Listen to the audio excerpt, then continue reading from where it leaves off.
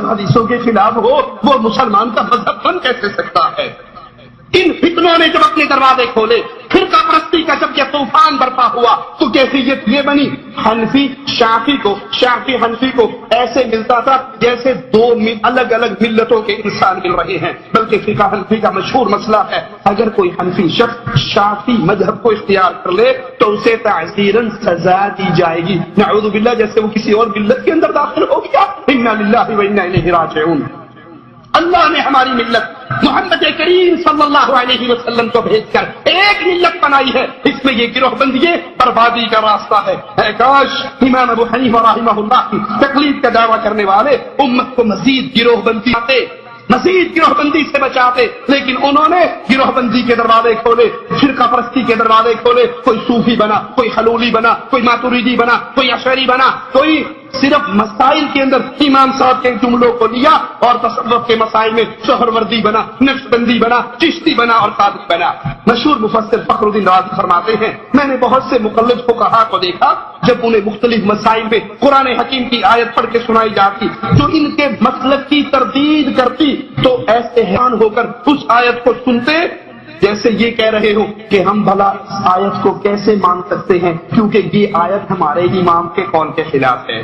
انا للہ و انا الیہ راجعون۔ آج یہی حالت اہل شرک اور اہل بدعت کی ہے، امام پرستوں کی یہی حالت ہے، پیر پرستوں کی یہی حالت ہے، قبر پرستوں کی یہی حالت ہے۔ رسول کرخی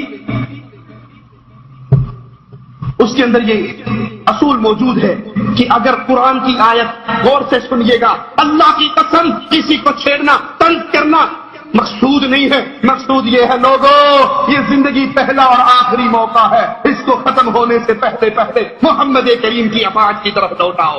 اصول موجود ہے، اگر قرآن کی آیت امام کے قول کے خلاف آئے، قرآن کی آیت امام کے قول کے خلاف آئے، رسول کی حدیث امام کے قول کے خلاف آئے، صحابی کا اثر امام کے قول کے خلاف آئے، پہلے تو اس کی تعویل کر کے امام کے قول کے مطابق کرنے کی کوشش کریں گے، اگر کامیاب نہ ہوئے تو قرآن کی آیت اور نبی کے فرمان کو منسوخ جانیں گے، امام کے قول کو کبھی نہیں چھوڑیں گے۔ انا للہ و انا الیہ راجعون۔ جب فرقہ پرستی کا یہ طوفان بڑھا، رشید احمد گنگوہی اپنی کتاب تذکرۃ الرشید حصہ 2 صفحہ 17 پر لکھتے ہیں، حق وہی ہے جو رشید احمد گنگوہی کی زبان سے نکلتا ہے۔ اللہ کی قسم میں کچھ نہیں ہوں، لیکن اس دور میں ہدایت اور نجات موقوف ہے میری اتباع پر۔ لا حول ولا قوة الا باللہ، انا للہ و انا الیہ راجعون۔ ہدایت و محمد کریم صلی اللہ علیہ وسلم کی اطاعت پہ موقوف ہے، لیکن آج یہ حق امام الانبیاء سے چھین کر پیروں، فقیروں، اماموں اور مولویوں میں بانٹ دیا گیا۔ امام الانبیاء نے فرمایا تھا لوگو میری پوری امت جنت میں جائے گی الا من ابا، جو جنت میں جانے سے خود انکار کر دے۔ پوچھا گیا وہ ظالم کون ہے جو جنت میں جانے سے انکاری ہو؟ فرمایا من اطاعنی دخل الجنہ، جو محمدی بنا، نماز محمدی، روزہ محمدی، حج محمدی، جہاد محمدی، طلاق محمدی، نکاح محمدی، عبادت محمدی، اعتقاد محمدی، جو ایک مسئلے میں محمدیت کے رنگ میں رنگا گیا دخل الجنہ، یہ جنت میں گیا۔ ومن عصانی فقد ابا، اور جس نے محمدیت کو پسند نہیں کیا اس نے حقیقت میں جنت میں جانے سے انکار کر دیا۔ لیکن یہاں یہی حق اپنے اماموں کو دے کر کہا جا رہا ہے، پیر صاحب نے کہا ہے، گنگوہی صاحب نے کہا ہے کہ حق وہی ہے جو رشید احمد کی زبان سے نکلتا ہے۔ اپنے مذہب کو ثابت کرنے کے لیے فرقہ پرستی کے اس طوفان نے، تعصب پرستی کی آگ نے امت کو کہاں تک جلا دیا ہے۔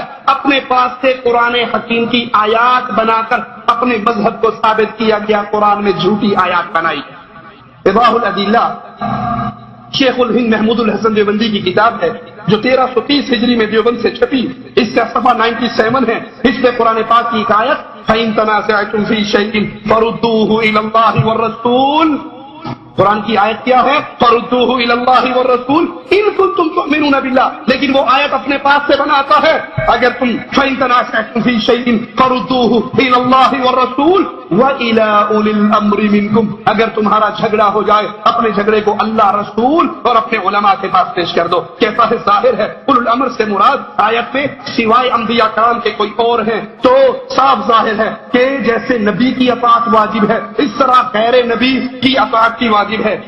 کہتا ہے آپ نے قرآن پاک کی آیت فردوہ الی اللہ والرسول ان کنتم تؤمنون باللہ والیوم الآخر، یہ اصل آیت ہے۔ کہا یہ تو پڑھ لی، لیکن جس قرآن میں یہ آیت ہے اسی قرآن میں جو ہم نے پہلے آیت بیان کی وہ ہے اللہ کی قسم قرآن کے 30 پاروں میں یہ آیت موجود نہیں ہے۔ اپنے مذہب کو ثابت کرنے کے لیے، اپنے ایمان کی اندھی تقلید کو ثابت کرنے کے لیے اگر ظالموں کو قرآن کے اندر تحریف کرنی پڑی تو وہ بھی کر گئے۔ اللہ کے لیے سوچئے یہ لعنت کہاں جا کر رکے گی، یہ انتشار کہاں جا کر رکے گا؟ لوگوں آؤ امام الانبیاء محمد الرسول اللہ صلی اللہ علیہ وسلم کی طرف اکٹھا ہو جائے۔ عبارت سے غور کریں، جس قرآن میں یہ آیت ہے اسی قرآن میں یہ آیت بھی ہے۔ اب دو آیتیں ہیں، ایک کا قرآن میں موجود ہے اور دوسری کا قرآن میں موجود نہیں، اور اگر اسی آیت کو صحیح طریقے سے پڑھ لیا جاتا تو لڑائی اور اختلاف ختم ہو جاتا۔ وہ ملنگ نماز نہیں پڑھتا تھا، کسی نے کہا ملنگ صاحب نماز نہیں پڑھ دے، کہندا تو ایویں نماز دی گلاں کرنا ہے۔ قرآن پاک میں آیا یا ایھا الذین آمنوا لا تقربوا الصلاۃ، ایمان والو نماز دے نیڑے ہی نہ جایا کرو۔ انہیں کہ اگے تے پڑھ لا وانتم سکارا، جدو نشے تے ہو ادو نہ جاؤ، کہندا اینے تے عمل کر لین دی اگے پھر دیکھاں گا۔ اگر اس آیت کو پورا پڑھ لیا جاتا تو یہ انتشار کا دروازہ بند ہو جاتا۔ آیت کیا ہے؟ اطیعوا اللہ واطیعوا الرسول، اطاعت کرو اللہ کی، اس کے رسول کی، واولی الامر منکم، اور اپنے مسلمان حکام کی۔ فإن تنازعتم فی شیء، اگر تمہارا جھگڑا ہو جائے، اب جھگڑا نہ اللہ سے ہو سکتا ہے، جھگڑا نہ رسول اللہ سے ہو سکتا ہے، جھگڑا تو مسلمان آدمی سے ہوگا، جھگڑا کسی عالم سے ہوگا، کسی شیخ و مرشد سے ہوگا۔ فردوہ الی اللہ والرسول، جھگڑے کی صورت میں فائنل اتھارٹی اللہ کی کتاب اور محمد رسول اللہ صلی اللہ علیہ وسلم کا فرمان، ان کنتم تؤمنون باللہ، اگر تم اللہ پر ایمان لاتے ہو، آخرت پر ایمان لاتے ہو، ہر جھگڑے کو آؤ اللہ اور اس کے رسول سے فیصلہ کروا لو۔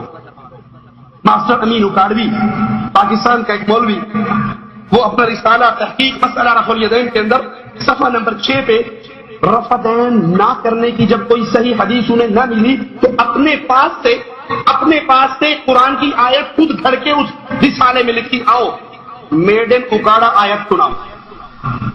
یا ایھا الذین آمنوا قیل لهم کفوا ایدیکم واقیموا الصلاۃ حول ولا قوة الا باللہ انا للہ و انا الیہ راجعون۔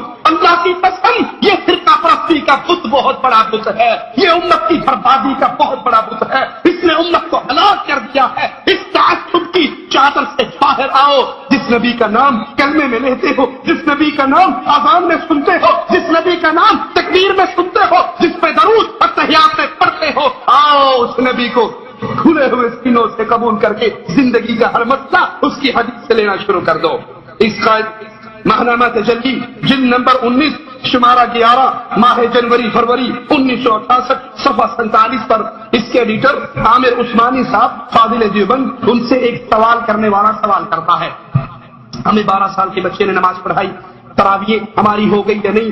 جواب قرآن و حدیث کی روشنی میں دینا۔ سوال کرنے والے نے سوال کیا، عثمانی صاحب نے جواب دیا، جواب دینے کے بعد کہنے لگے یہ تو جواب تھا، اب چند سطریں تمہاری اس ڈیمانڈ پر بھی لکھوں کہ جواب قرآن و حدیث سے چاہیے۔ یہ اس قاعدے سے ناواقفیت کا نتیجہ ہے کہ مقلد کے لیے قرآن اور حدیث کے حوالوں کی ضرورت نہیں ہے، صرف اپنے امام کا قول کافی ہے۔ انا للہ و انا الیہ راجعون۔ ارے فاروق اعظم نے کہا تھا آج کے بعد کوئی حج تمتع نہ کرے، سجا لگتے جگر اٹھا تھا۔ ابن عمر نے کہا تھا لوگوں گواہ رہنا میں حج تمتع کر رہا ہوں۔